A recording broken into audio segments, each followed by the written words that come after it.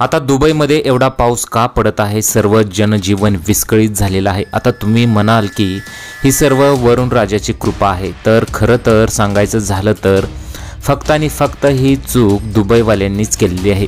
असं काय केलेलं आहे ते पहा। चॅनलवरती नवीन असाल तर MM मराठी न्यूजला जरूर सबस्क्राईब करा।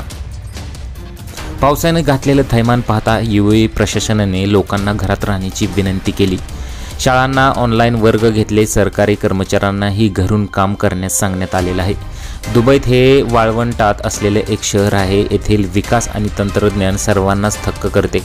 16 एप्रिल 2024 रोजी अचानक इथे विजांच्या गडगडासह मुसळधार पाऊस पडू लागला आणि काही वेळातच पूरजन्य परिस्थिती निर्माण झाली। व्हिडिओमध्ये तुम्ही पाहू शकता की विमानांचे हाल आणि इथं अनेक लोकांचे हाल तुम्हाला दिसत आहेत।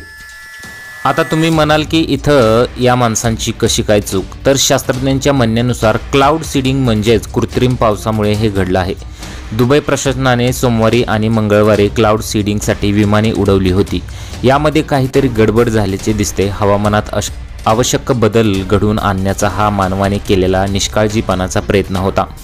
Gulf State National Centre of मेटेरोलॉजीने सांगितले की 15-16 एप्रिल रोजी LN विमानतळावरून क्लाउड सीडिंग विमानाने उडण्यात आली होती। 2 दिवसात या विमानांनी 7 वेळा उड्डाण केले। यावेळी क्लाउड सीडिंगमध्ये काहीतरी चुकल्यासारखे दिसते। याचे परिणाम दुबईला भोगावे लागत आहेत।